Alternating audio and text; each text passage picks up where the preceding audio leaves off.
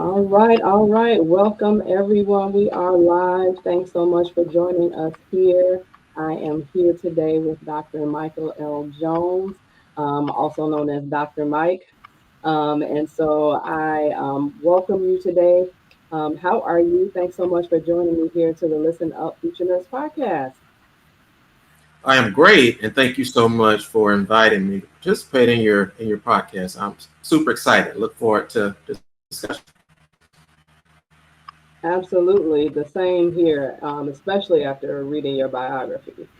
And so I definitely want to get more into knowing about who you are, and I'm sure the audience would as well. So I want to start off actually from knowing from you, if you can tell us about your journey and what inspired you to be a nurse, and if you can tell us about, some aspects about maybe how old you were, and what type of programs you might have applied to, and the variety in which you may have applied to as well. Absolutely. So I've been a registered nurse for 24 years now. So I actually became a nurse at the young age of 23. And what inspired me to actually pursue nursing as a career were two things. Number one, my grandmother always wanted me to become a doctor. So I was just a little nerdy kid, little skinny kid running around countryside of Mississippi. And actually, my grandmother saw something in me that I did not realize within myself. And she wanted a doctor. But because I was such an introverted, shy kid, going away to a four-year university was not an option for me. And also, we were very poor in a little small county called Lee County, which is right in the center of Mississippi. So I did not have going to medical school as an option, at my exposure. But after spending a lot of time with the guidance counselor at the Lee County Vocational Technical Center, I realized that I had what it took to be successful as a nurse. And that came about because of um, a little assessment that she gave me. And it kind of went through what my interests are, where I saw myself within the next 5 to 10 years, what my grades were at that time, what were my thoughts around the science, for example. And it either said I would be successful as a nurse or a teacher. So I decided to pursue nursing. I enrolled in pre-nursing at the local community college. Took me about 2 years to finish all of my prerequisites for pre-nursing. And at that time, I decided that I would apply for the associate degree nursing program there in Mississippi at Meridian Community College, which on the eastern side of the state, right close to the Alabama state line. So nursing has always been my major that I pursued. Thankfully, I was successful in nursing. But I had always said that if I did not make it in nursing school, I would pursue teaching English as a profession. So some 24 years later, at the age of 47, I'm not a teacher. I've been a nurse since that time. Struggled a little bit in nursing school. Actually, it was a 2-year program. So I graduated high school in 95. So between 1995 and 98, I was, just kind of wandering along, working, taking my prerequisites, and I was able to be, past a lot of barriers, I thought, in having to take nursing courses in addition to courses like chemistry and so forth. So I had all of those out of the way, which helped to increase my likelihood of being successful in nursing school. But I did fail my very first semester there at Meridian Community College. But thankfully, I had two individuals there who were very key and crucial to my success there. And that being Dr. Ivana Lyons and Mrs. Sandra Cross, who were two minority faculty members there at Meridian Community College. And my experience there was being the only African American male out of 60-something students there that were in our cohort. And I was number 3 of only 3 males in my associate in nursing program cohort. My God, wow. And it's so interesting, just what you said about Um, well, I love how you had the assessment, which kind of guided, your thought pattern of where you were going to go. And here it is all these years later that you did wind up pursuing just that. But the other thing that I love is, the accessibility of community colleges, and being able to get that education and still be able to pursue a career in nursing, as it stood then and as it stands now. That's still a great way to be able to become a nurse. And then the interesting thing too is that, with, and all of you all who get to see the full show notes with his biography, hearing that this is someone here that actually failed their first semester of nursing school, but the amount of accolades and leadership and advocacy and so many things that you have gone through just in your career is just really astounding. Thank you. Thank you. And it has certainly been a journey. For me, it is worth it. And actually, I use me failing, as a method of helping to mentor others, to show them that, if I can make it, you can. And, through perseverance, and I always use a little tagline of how I went from being an associate degree nurse to my current role here in Eastern North Carolina as associate dean at the large nursing school here in North Carolina. So Wow. I use those struggles as a way of not only motivating myself, but also to inspire and motivate others, which I think is very important in this work that we do. Yes, absolutely. We have to inspire the next generation. We need more nurses, and representation matters. And so I'm so glad that you are, just influencing and helping to just give back to the next generation as well. Um, I wanted to actually find out from you. I know you said that you had someone to give you an assessment test, and your grandmother wanted, just trying to figure out what you were doing along the way while you were taking your prerequisites. Was there any point in time in your career that you were steered away from a career in nursing? And then in your time, especially mentioning that you were, only one of three males in your program and the only black male nursing student, did you ever get mistaken identity type of situations happen where they thought maybe you were a nursing assistant or housekeeping or something of that nature? Mhm.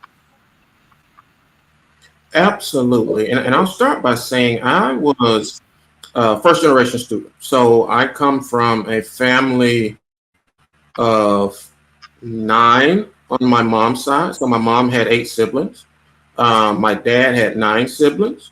So for me, and especially on my mom's side of the family, I was a first generation student. So I was the very first out of the 29 grandchildren that my mother had, that my grandmother had on my mom's side, to graduate from college. And I often talk to my students and others, especially faculty and staff, about some of the struggles that first generation students face. So I had no other option but to work. So I actually worked all through nursing school. I was able to kind of pull back a little bit after, after I actually admitted to the post-degree nursing program. But I think just the mere fact of myself having to work, I think that was kind of one of the barriers that I had to overcome because I had no other choice. I had to. And I think there were times, not so much that I was steered away from nursing, but there were times where I actually questioned myself, say, hey, is it really worth it? I don't have the option to not work because I had to have transportation to and from school, growing up in rural Mississippi. So the community college, the closest community college was 40 miles away. And it would have been difficult to hitch a ride. Then there was no bus to and from. And staying on campus was really not an option for me. But I think I probably discouraged myself more so than not. But thankfully, I'm here today, some 24 years later, having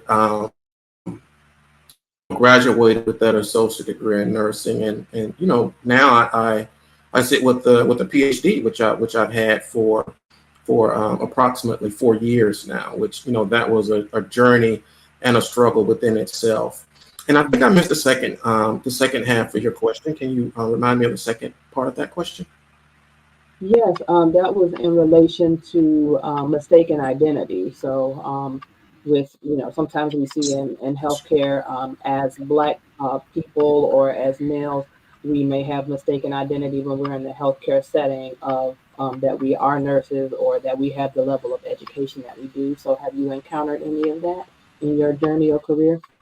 Ab- Absolutely. And I'll start by saying, during that time, like in the mid 90s, late 90s, early 2000s, there were not as many men in nursing, even back then, than there is now. And even within my own family, when I told everyone that I wanted to be a nurse, sometimes I got these kind of strange looks. You want to be a nurse? I thought that was a women's I thought that was a women's career. Thankfully, things are more different now. But even as far back as being in nursing school, I think those mindsets and especially being a Black male was not a part of a significant portion of our society, a norm. So it was not that they saw an African American male caring for patients at the bedside. And often I would be kind of mistaken as the orderly, the nursing assistant. And to give you a specific example, there would be times very early in my nursing career, I was just 23-year-old kid working at a academic medical center there in Jackson, Mississippi as an orthopedic nurse. I would go in and give my patients, introduce myself to build that trust with them, let them know what I'm going to be doing for them that day. And there were times where I would go in and give the patient their medication, any type of procedure. And they would look at me and say, "Who's my nurse? Can you send my nurse in?" I'm like, "Okay, well, I just did all of this for you. Who did you think I was?" But, that mistaken identity, which I think it still kind of exists in some part today of considering myself as a Black male nurse, especially of, being less than, was one of the issues of mistaken identity that I experienced. But I do think that now that there's more exposure, because there's a ton of Black male nurses out there now. There's a ton of male nurses. Our exposure, and then having organizations like the Association of Men in Nursing, for example, which kind of crosses all demographic backgrounds, has been very helpful in making sure that our stories are told and also putting us on display so that we can become a part of the norm as it relates to our great profession that I love so dear. Wow, amazing and wonderfully said. And yeah, I think I have heard that a few times. It was orderly. I think was one of the main things that I think more than anything that I think I've heard from when I've spoken to men in nursing. I think that probably was one of them. Otherwise, on occasion too, on the opposite end of things, depending on how they were dressed, they may have thought that that male was actually a doctor. So which was kind of the Absolutely. other thing. So yeah, that mistaken I've identity. I'm sorry, say Yep, that again. I've experienced that too. Yeah, I've experienced that too on rare occasions, being mistaken for the doctor. Wow, wow, wow. That's something else. Well, I want to take a minute to go to a quick commercial break, and then I want to get into some more about your experience with being a doctor, but of a different sort. And so I want to get back into that in just a moment. So we'll be back. Attention business owners, are you ready to tap into the fast-growing market of the nursing community? Partner with us to showcase your products or services to this dedicated audience. Nursing programs, especially at HBCUs, educational programs like CNA, phlebotomy, and CPR, healthcare staffing agencies, and businesses focused on self-care and mental health support. If you're a business focused on providing solutions for the nursing inspired, our platform provides a unique opportunity to especially connect with future nurses eager to invest in their education and career. You could be next for a sponsorship advertising opportunity on the Listen Up Future Nurse podcast. Contact us at info@NursingInspired.com to learn more about advertising opportunities today.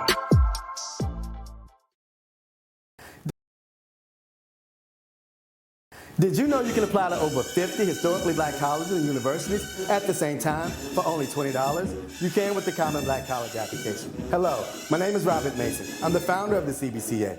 Students around the world have completed the application and received multiple acceptance letters, financial aid packages, and scholarship offers. So visit our website at commonblackcollegeapp.com to apply now. And don't forget to pick up the book, Get Educated, The Man Behind the Common Black College Application. Thank you, and get educated.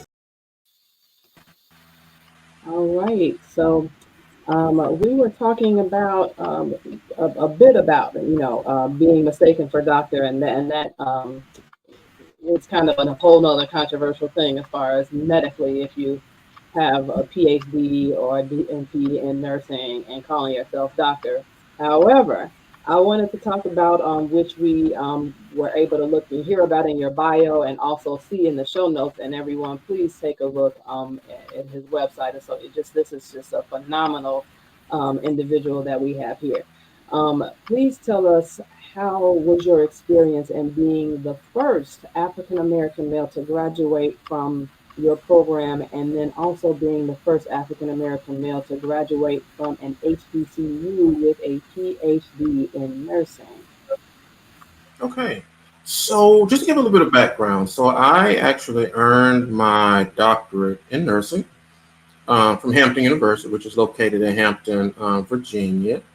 In my early years of college, I have always been a huge proponent, and I've just been fascinated by and with HBCUs. So I never got an opportunity to attend an HBCU. So after I graduated with my associate degree in nursing, I actually moved from a little small town in Mississippi to Jackson, Mississippi, which is about 45 minutes away, to the big city, as we would call it. And so I worked for an academic medical center, which had its own nursing school. So I did my bachelor's degree and my first graduate degree there, my BSN, which is a Bachelor of Science in Nursing, and my Master of Science in Nursing. And, I was working, and it was not an option for me to not work at that time. And just doing some research, I found that Hampton University had an online nursing program, which was really that catered to working adults like myself. So I was, at that time, I was working a full-time job and teaching adjunct for an online university during that time. So I needed something that would be, more complementary to my lifestyle at that time of having to work. So I enrolled there at Hampton University. It took me quite a while to finish that degree, but it wasn't until I was admitted into that program that I realized that they had never, in the history of that university and in the history of having that doctoral program, which I think they've only had that program about 15 or 20 years. I didn't realize until probably midway that there had never been an African-American male to graduate from that program. Actually, I was only the third male to graduate from Hampton's program. And then I found out, after doing a little bit more research, there's only two HBCUs in the today that offers a PhD in nursing. So there are HBCUs that offer PhDs in other disciplines. They offer the Doctor of Nursing Practice, but no other HBCUs offer the PhD in nursing. And I think for me, that was a lot of pressure, I felt like, on me, because, being the first Black male to graduate from Hampton's program, as well as the first Black male to graduate from an HBCU with the PhD in nursing, really told me at that time that I needed to do a lot of work to actually reach back and pull others forward with me. And what that looks like is, being a support person and mentor to individuals or, more Black males who want to pursue a doctorate in nursing. Of course, I'm always, trying to direct individuals to Hampton. And even right now, I have a dear friend who's wrapping up that program there.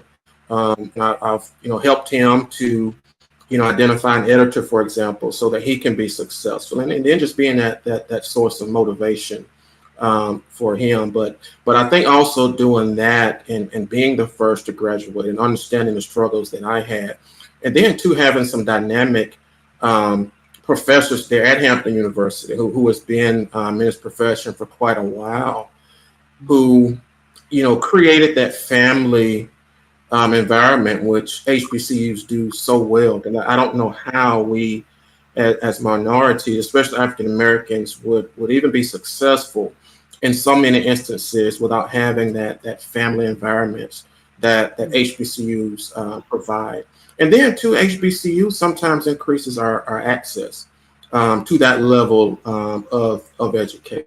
Because if you take HBCUs away, I would say the average, even physicians, lawyers, nurses that are African Americans would not have been able to access that, a quality education. And trust you me, I worked hard for that doctorate there at Hampton University. So it has been a mixture of both having that family support environment, but as well as having a rigorous program that understood that they really had to make sure that our education and our degree was one of high quality. And to this day, that degree I feel like has it carries a lot of weight, and just the reputation of Hampton and other HBCUs has actually fared me well.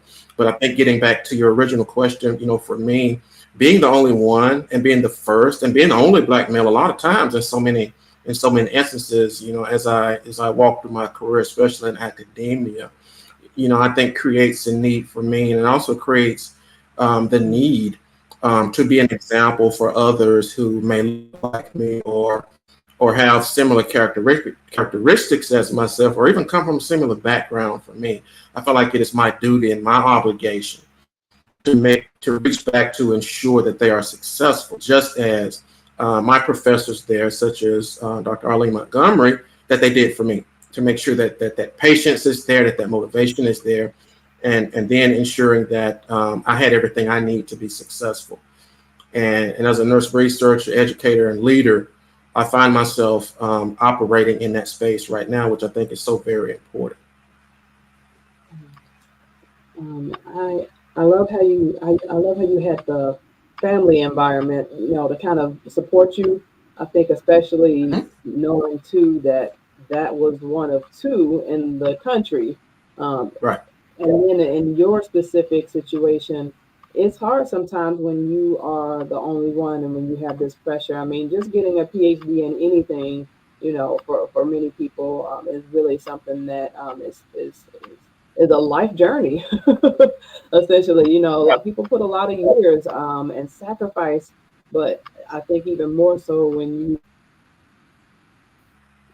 the first or you are the only, there's that added pressure. So it's kind of like you need family. And then in your specific situation, on top of that, you mentioned, I think, not only for when you were getting your associate's degree in nursing, but also as a working adult student, that you said, I had no choice. I had to work. I had to work. And it's just like, so when you are working and you are in a program that's such rigorous, such as a PhD program, I think that family and family environment and just support is truly, truly important. And so I'm glad that you did have that support, and here you are today, still, giving back and showing the next generation, hey, that if I did it, you can do it too. And you are mentoring people in this whole aspect as well, which I do want to get into in just a moment about the mentorship efforts that you are making. You mentioned, some about that you do research and everything. Would you say how important would you say does it matter in education, policy, practice, research, and things like maybe quality improvement that Black representation and male representation matters? So research is very important to understand what is unknown about a particular phenomenon. And one example of that is, why aren't there more Black male nurses choosing nursing? Why aren't there more Black male students in nursing programs? Currently in the United States, Black male nurses only make up 0.67% of the nursing workforce in the United States. Black male nurse leaders, there's so few of us, it doesn't even register on the scale. It's way less than 1%. So on the one hand, it's important for research to understand why those problems exist. For example, I've been funded by 2 studies right now. One is to look at middle school students. The other is to look at high school students. But basically, it is to understand why these young men are not looking at nursing, or are they not choosing nursing as a profession. And a part of research is to do focus groups with a select group of males in middle school and high school. Also to understand the perceptions of the guidance counselors as teachers. And you heard me say earlier that I had a guidance counselor who actually promoted nursing as a career for me. And nursing, since 1995, when I first entered college, was my only major, the only thing that I ever majored in. So you can see there why the importance of those guidance counselors being able to steer and direct us in the right direction. But my research is going to help to understand that unknown phenomenon as to why there's only 0.67% in the nursing workforce. And also, as far as research is concerned, my background is population health. So I served many years doing community engagement, working in communities to understand why a group of individuals, such as African Americans, could be males, experience worse health outcomes for certain diseases as it relates to our non-minority counterparts. And I think for me, having that representation as a Black male researcher is important, because in this nation, research has not always been very beneficial to communities that look like yourself and myself. We can think about the Tuskegee project there with the syphilis, and how so many Black males suffered at that time because of unethical research practices. And to this day, our community as African Americans are not very trusting of research. So on the one hand, it's important for folk like myself to be researchers and to engage in research so that we can help to rebuild that trust. Because a lot of times you'll find that when you can relate to a group of folk culturally, they're they will more readily trust you. So I think that's another reason why it's important for my folks like myself to be researchers. And then too, African Americans and other minorities are really underrepresented with a lot of research that occurs for disease prevalences. And a lot of times that occurs because of the aforementioned issue of trust. So sometimes the knowledge that is gained from research studies, if there was not a large enough sample of African Americans, what is known really does not, or run the risk of it really not actually benefiting us, because research has to be very targeted. So if it is something that is specific to a Caucasian or to a Hispanic, who's to say that's really going to be able to be replicated in the African American community? And you find that a lot of times with some of the drugs that are used. If there's not a large amount of African Americans part of that research study, from the jump, as I like to say, that research study is really not effective to or beneficial to our community. So on the one hand, it's important for folk like myself to be doing the research so that we can help to inform, other researchers in where they need to go, organizations, and where they need to go. And a lot of my work over the last 24 years that I was in in population and public health is to engage communities to increase the number of folk who are participating in research, and also that first step of building trust so that we can be able to walk into those communities, build that trust, and get that research, and then turn those research findings into policy. And finally, I served for several years as the chair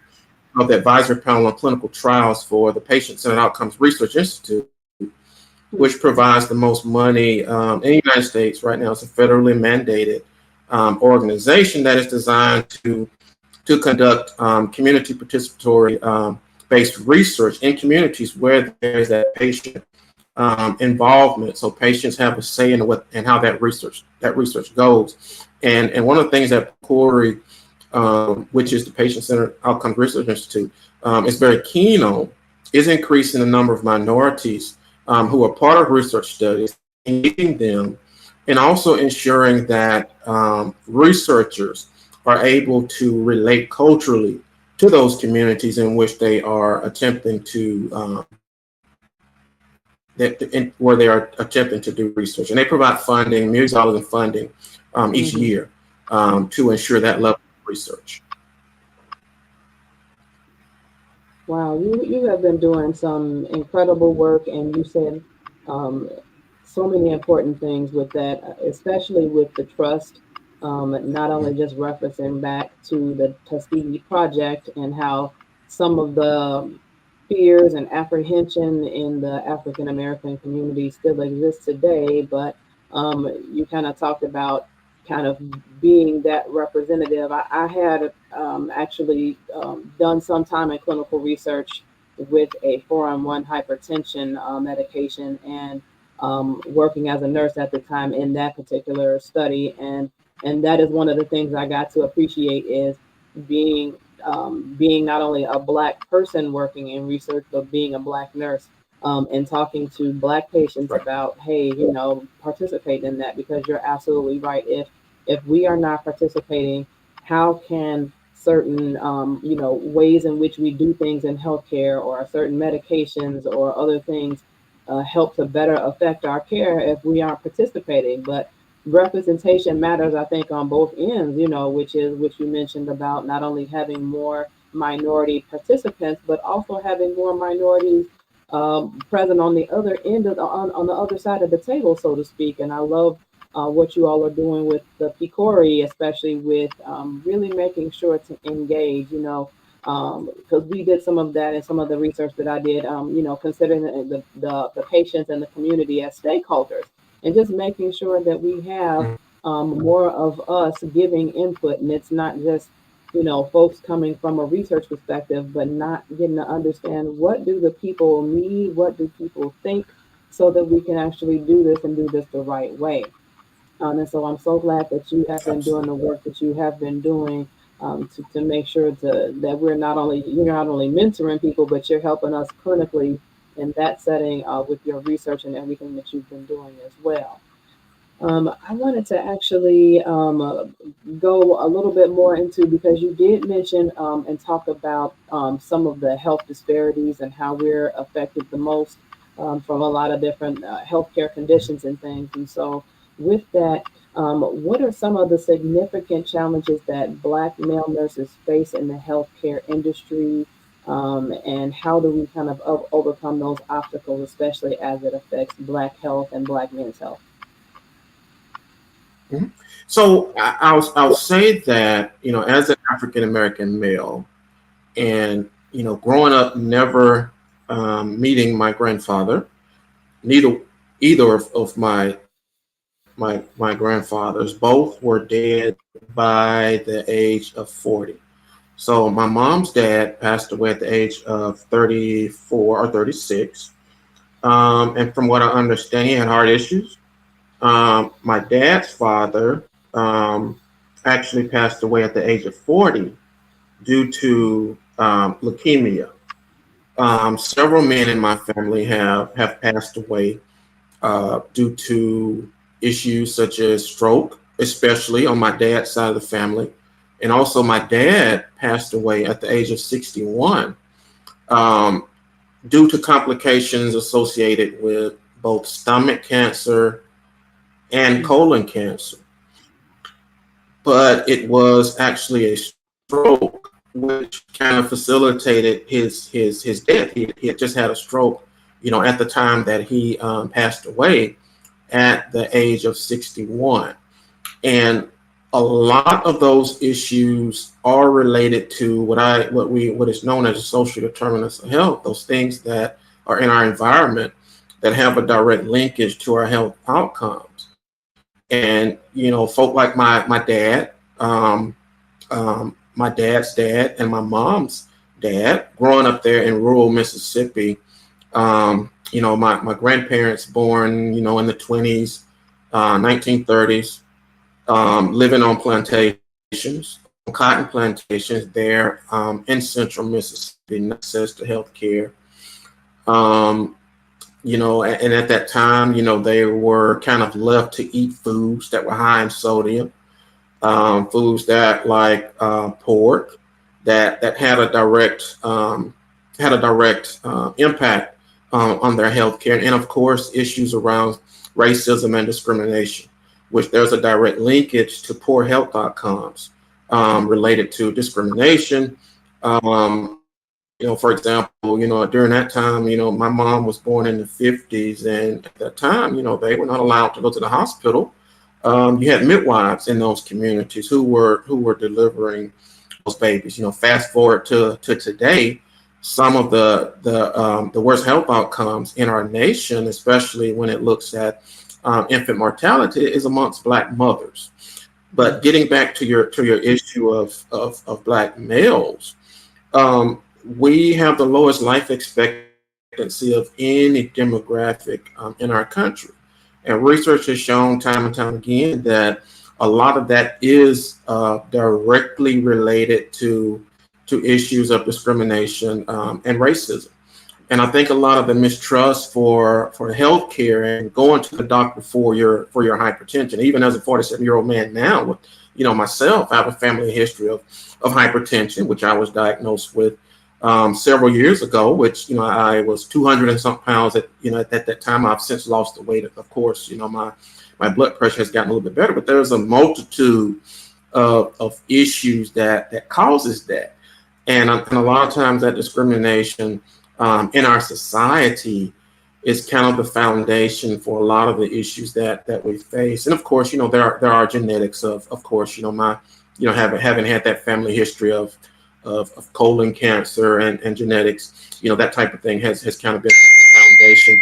But to answer your question again, for African American males, the level of stress that we face in society, having to work double times as our non-Black counterparts, causes that stress. And then to having the added pressure, a lot of times of myself being the only one in an environment, having to work overtime, and then being in that position of trying to mentor others, to pursue greatness and staying great. For me is a struggle within itself that causes a great deal of stress. And I think for folk like myself, the other four guys that have formed a mentor project that I hope we'll get to talk about. Myself being in our positions of leadership is so very important, so that we can be that listening ear, from time to time, knowing that folk who look like me are having to operate in a society that is a lot of times very stressful for us. I just I want to say condolences to you for the loss, of your dad, and just some of the male family members, especially such young ages. I mean, my God, just to hear, to be so young, especially from things like strokes, and just the blood cancers and colon cancers and so many different things that a lot of times can be preventable, but, just kind of looking at all of this and seeing, like we talked about the representation and lack of participation in things like research, but then also the medical Mhm. mistrust, not having Mhm. the representation there as well, because I think that makes a difference, with wanting to go to be seen in healthcare, but also for them in their time, not being allowed in hospitals because at the back at that time too there was before the Black hospital movement happened or in the midst of that, if there weren't hospitals available, they weren't able to go anyway, and so they Right. prematurely lost their lives. And it's such an unfortunate thing to be able to not be able to grow up with your grandfathers, because I Yes. the same, some of my family, a lot of my family is from Mississippi, my dad's side of the family, and Mhm. um, just thinking about already rurally how far the hospitals are, but on top of that, even if you could make it, you can't go because you're Black. It's really something. Yep.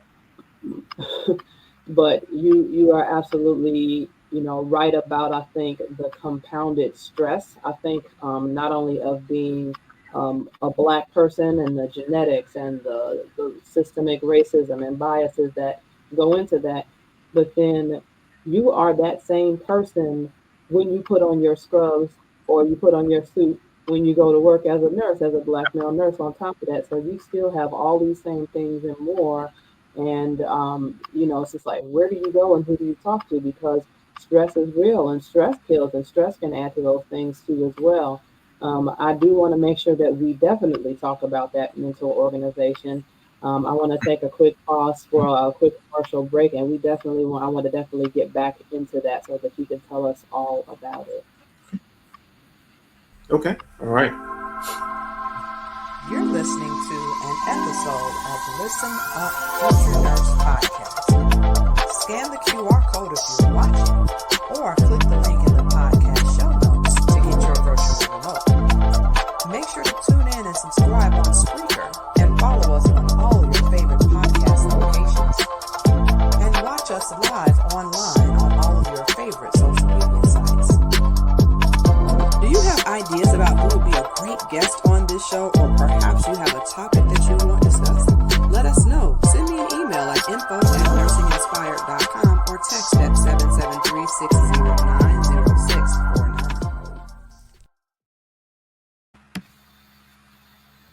All right, Dr. Jones, you have to tell us all about this amazing mentoring organization, especially with Mhm. everything that we're talking about. Tell us about it, and also if any of your path or you having a mentor led to wanting to mentor others. All right. So I am very happy to talk about our network, but I wanted to kind of take a step back, and I'd be remiss if I didn't say this. And this goes up. This goes back to that question about around the stressors that Black males face. But I wanted to mention too that education kind of sets the foundation for how we will fare in life, and the lack of education most often leads to poor health outcomes, and it also increases our likelihood of being a part of the prison system, being Yeah. incarcerated for issues. And I grew up in or attended a school district in Mississippi that was poorly funded. And if we have situations where we are not part of a well-funded school system, that kind of puts us at a disadvantage, which increases our likelihood for issues around incarceration as well as poor health outcomes. So I would have been so remiss if I did not mention that also as a factor of our issues in our society related to African American males. So kind of pivoting again to what you asked me about here. So the network of Black male nurse leaders was actually formed as a result of four of us meeting for lunch at Cracker Barrel here in Wilson, North Carolina, back in November of 2020. three. And the four of us at that time included myself, Dr. Bimbola Akintadi, who's the Dean of the College of Nursing at East Carolina University. Also Dr. Ernest Grant, who's the immediate past president of the American Nurses Association, and he's the vice dean for diversity, equity, and inclusion there at Duke University here in North Carolina, and also Mr. Derek Gleff, who he's double doctor. As a matter of fact, he has a DNP and a PhD. And he's also a doctorally prepared Black male nurse. He's a certified nurse anesthetist, faculty there and leader there at Duke University. So it was the four of us. And then later on, Dr. Michael Carey, who's also a doctorally prepared nurse there at Duke, decided that we wanted to do something. Let me take a step back. So while we were having lunch there at the Cracker Barrel there in November, we decided that, we got into a discussion about not knowing who the Black male nurse leaders are, throughout the United States. And it started as kind of establishing a list. So we got together, we created a survey that we sent out to our contacts, and almost immediately we got a lot of returns back. Currently right now we have approximately 100 men listed, just from making posts on LinkedIn. And then we decided we'd take it a step further. Okay, now that we know what these guys are, what do we want to do? So basically it is designed to provide mentorship to Black male nurse leaders with the ultimate goal of helping to increase their likelihood of being successful. And that is actually guided by the fact that there's only 0.6% of the nursing workforce are Black males. But as I mentioned earlier, there are so few of us, we don't even register. It's way less than 1%. There are so few of us, not only in the nursing profession, but there are so few of us who are serving as nurse leaders within the nursing and healthcare space in the United States. But the biggest purpose of this group is to form those opportunities to where we can employ and deploy mentors for these Black male nurses who are in the United States and in our country. And we have individuals who are representative of every walk of life in our society in that healthcare space. We have healthcare administrators, we have educators, we have Black male nurses who are clinicians. We have quite a few who are nurse practitioners, CRNAs, a wide swath of our profession. And our ultimate goal is actually to be able to pair up men, for example, if there's someone in Mississippi or California, to pair them up with a mentor who has a similar interest that they do, and also someone who's close to them, which is going to be very important, that they have that level of access within Mississippi, for example, or within North Carolina, or Los Angeles, California, if there happens to be a mentor and someone who needs a mentor. And one of the questions that we asked with our survey, which was done, just a simple Microsoft form. Okay, do you need a mentor? And I would say roughly 90% of our respondents said that they needed a mentor. And another question was, are you willing to mentor? And I'd say roughly 95% of the men who responded said that they would like to mentor. So on the one hand, you have Black male nurses who are out here willing and ready to mentor, and then there's such a need for mentors. And even myself, being a 47-year-old nurse with 24 years of experience and having worked in various capacities across the healthcare spectrum, I too have a mentor, and I rely on the guidance and feedback from my mentor. So it's just in different levels. And of course, I mentor not only Black males, but I also mentor other individuals who are in our profession, especially in the healthcare profession. But that mentorship piece is very, very important. And I think it's one of the guiding principles of that network of Black male nurse leaders. And all of us who are leaders, so there are 5 of us, Black male nurses who are doctorally prepared. All of us have PhDs. Of course, one has a DNP and a PhD, but we're all right here in North Carolina, and so we're constantly looking for ways to actually engage more Black male nurse leaders or Black male nurses who are operating in this space. And in addition to Black male nurses, we are also looking to engage Black male nurse students, which is going to be important. For me, I would not have made it had I not had mentors helping to guide me through that process of completing that associate degree nursing program. And I'll take it a step further. I would not have made it had I not had minority mentors there at Meridian Community College who understood the struggles that I faced and was able to relate to me culturally on a different level to ensure that I had what I needed to be successful. And that's pretty much what the network of Black male nurse leaders is aimed at doing. My God, my God. I'm so glad to hear that story. And actually on LinkedIn, I actually tagged a few people. I saw those posts actually that you're mentioning when you all were building that list actually. But you all have a powerhouse. I remember when I saw that list and I said, "Oh my God, they all got together." Because you're absolutely right. Black men in itself, I never knew. I could never find the statistic online. I would always find the statistics about Black, people in general in nursing being somewhere between 6 to 12% in nursing, depending on what year or what source you would use. But I can never find the actual percentage of Black men in nursing. And so I'm so glad that you shared that it was only 0.67.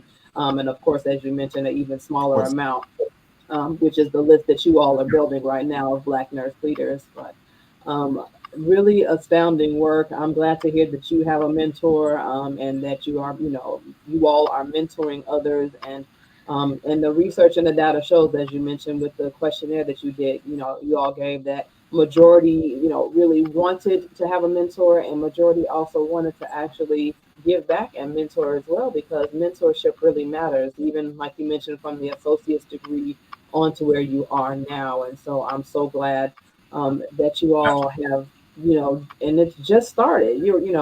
Just last year in 2023, and so you all are coming up on about a year then. Mm-hmm. Wow, amazing, amazing. Well, a few. Yep. About that time. And so as I, know Black male nursing students, I'll definitely be pointing them you all's way because, that mentorship matters. And, if you can have someone that looks like you or has been where you've been, let's continue to kind of bridge that gap and continue to keep us in there, especially with, as you mentioned about the stress earlier and different things like that, and that representation, going on with that, to make sure to have someone that can kind of help be there for you. With the network of Black male nurse leaders, looking ahead, are there any long-term goals that you and the group envision, and then, have you all looked at any, networking with future healthcare, nursing, and leadership organizations? Absolutely. So our ultimate goal is to really enhance our mentorship program. And basically what that would entail is literally linking up these guys where they are with a mentor. For me personally, I would feel that it would be very successful if we could link up any Black male who states that they need a mentor, link them up with one or two, because sometimes it's important to have more than one mentor, but just depends on what the particular interests are and where that person is at that time in their career. And I think also for us is not creating situations to where we are reinventing the wheel, but of course being an added value to an organization such as DNPs of color, organizations such as American Nurse Association or the Black Nurses, National Black Nurse Association, not replacing what they do, but being complementary to the mission and visions and goals and objectives of those particular organizations, but having a very specific focus of empowering Black male nurse leaders within our country. And one of the things that we're looking at. So previously, earlier in this year, I think it was in January, the five of us, along with Dr. Dennis Campbell, who is the president of a community-based hospital here in North Carolina, had a webinar, just talking about mentorship, and it was sort of like a coming out to really introduce ourselves to the country. So we had a webinar earlier, and we're looking at right now perhaps having some sort of symposium where we could bring these Black male nurses, Black male nurse leaders, and students all under one roof together to have some professional development sessions, and also to further enhance our mission and vision of providing a higher level of guidance and mentorship to other Black male nurses across the country. And it's kind of a work in progress. We still consider ourselves fairly new. So, and always constantly looking for, additional partners to help us to not only get our word out. So I'm very happy that you'll be steering young men in our direction. So. Yes, absolutely. And I love some of the organizations that you mentioned, of course, is I am a part of National Black Nurses Association, and I follow quite a bit the DNPs of color as well. And so, collaboration matters. I think just from our conversation today, mentorship matters, representation matters. There's just so many different things that we kind of looked at, just in talking today. Did you want to share with us, as we are wrapping up, how the audience can reach out to you? And do you have any special announcements, events, or anything that you would like to share? Well, you can reach me you can contact me via my LinkedIn page, and that is Michael L. Jones, PhD, MBA /HCM RN. Not hard to find at all, and I believe there will be a link to my LinkedIn page here in the notes, as well as I can be reached by my website, which is drmikespeaks.net. That is DRSPEAKS.net. Again, DRMIKESPEAKS.net. Dr. Mike Speaks. And I really don't have any specific announcements at the time, but just want to really highlight what we are attempting to do with the network of Black male nurse leaders. And you can actually find out more about what we do, and also there's a link to our survey by visiting our LinkedIn page. So if you visit LinkedIn and just type into the search bar network of Black male nurse leaders, and you will be able to get more information about what we do and what our future plans are as we develop those plans. I know I'll definitely be researching and looking that up, and also I want to include that in the show notes as well for our audience as well, because what you all are doing is so important, and mentorship matters. And if they can find out more about how to do that, definitely want to make sure that to get them to find out what you all do. As we end, I do want to make sure that I'm keeping with fashion of what I've been doing with my past episodes, and I want to do something called Flip the Mic. And so I wanted to know, did you have any questions for me? Well, for me, and I'm all about partnership, and I'm all about supporting individuals who have a similar interest as myself. So it's not so much a question, but just wanting to say that if there's anything that our network can do, myself personally, anything that we can do to help support your work, just please let us know, because I'm all about partnership. I'm all about collaboration, because that's going to be very important. And I think it's important for us as minorities. It's almost like, that that old phrase, the more the merrier. But the more that we can support each other, I think that just makes us even stronger. So if there's anything that we can do or I can do to support that you're doing, please do not hesitate to reach out, because I think you're actually doing some great work here. Um, you know, showcasing nurses in a very different in a very different light, especially from the perspective of being minorities in nursing. And looking at the data, we only represent a small percentage, and I'm so happy to see that you are doing this work, and it's very professional, and I think very paints us in a very, very positive light. And I think whether you know it or not, it inspires me, and I'm almost certain that you're inspiring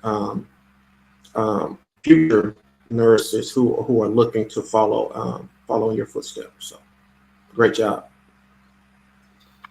I'm really grateful that you said that, Dr. Jones. I'm so grateful for the opportunity to have you here, and for your kind words, and also for the offer for partnership as well.